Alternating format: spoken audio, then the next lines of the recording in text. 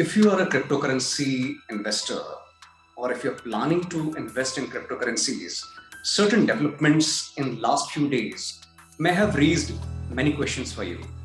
The government seems to have suddenly woken up to cryptocurrencies. Prime Minister Narendra Modi took several meetings on Saturday and Sunday, and Jan Sinha took meetings on Monday with cryptocurrency exchanges. So, what does this mean for cryptocurrency exchanges as well as for investors? And what is set to happen as far as the regulations around crypto assets are concerned in India? I'm Sachin Dave, senior editor with the Economic Times, and we'll try and explain what exactly this means.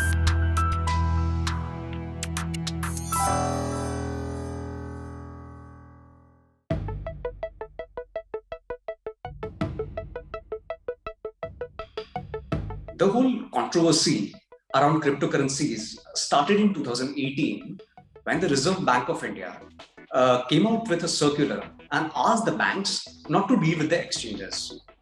Following this, the cryptocurrency exchanges dragged the regulator to courts. The Supreme Court in 2020 came out with an order and quashed the RBI circular, which means that since 2020, all the exchanges in India again came back and started offering their services to the customers.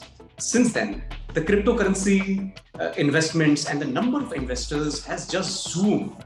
This also because of the global trends. But as we stand today, it is estimated that around 1.5 crore investors have invested some amount in cryptocurrencies. Not just that, the total valuations of these investments is pegged to be about $10 billion.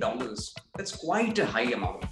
So now it seems the government wants to regulate these assets. As of now, cryptocurrency exchanges are working in a regulatory vacuum. That means there is no regulation as far as cryptocurrency exchanges or crypto assets are concerned.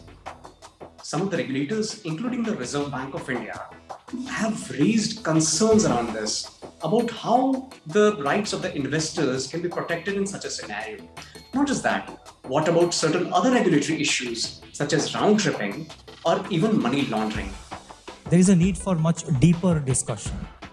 When the central bank says that we have serious concerns from the point of view of macroeconomic and financial stability, there are deeper issues involved. There are far deeper issues involved which form part of this, what I have been saying, macroeconomic and financial stability. I am yet to see serious, well-informed discussion in the public space on these issues.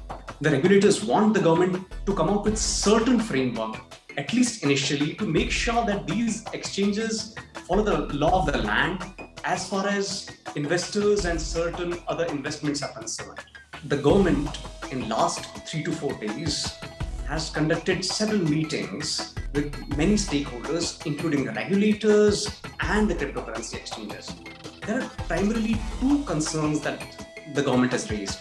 The first is around the advertisements and around the rights of the investors. The government feels that certain advertisements, the way the exchanges have gone overboard in advertising, investors could be misled.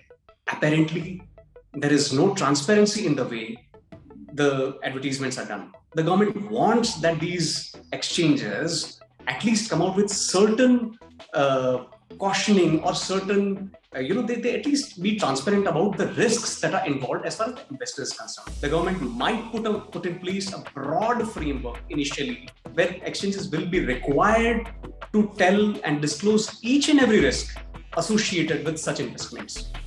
The second thing that we hear that some of the regulators have raised is the number of cryptocurrency exchanges. Now, if you look currently, the number of cryptocurrency exchanges are huge. It could be anywhere around 25 to 30 at least as far as Indian exchanges are concerned.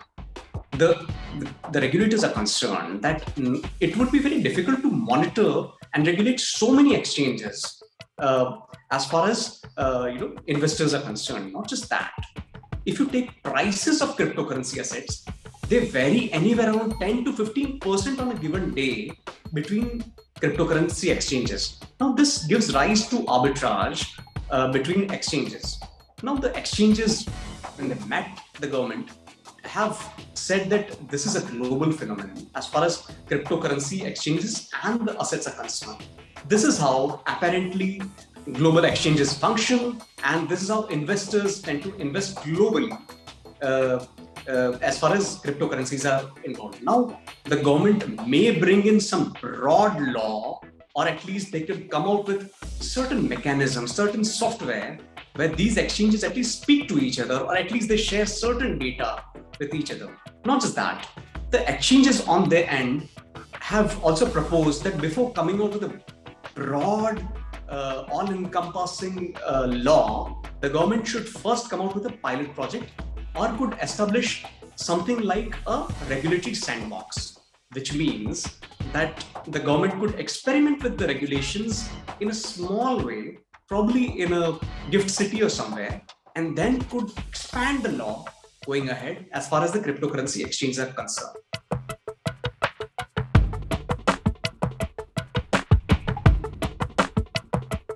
As far as regulations in India are concerned, I don't think there is any change, and the government will not be able to stop investors.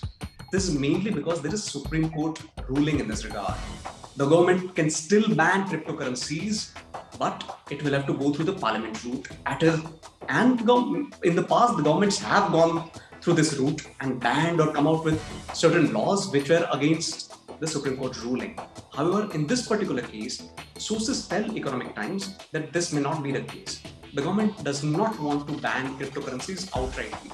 The government will, however, make certain requirements for the exchanges. As far as the investors are concerned, probably the investors may be required to sign certain undertakings or will have to take certain undertakings before investing, which means that the investors will have to say that, okay, I understand the risks as far as cryptocurrencies are involved. Basically, this would mean that in future, if there is a fraud or if there is a huge price fluctuations, the investors will not be able to go to the government and say that you did not protect us. This seems to be the initial thinking.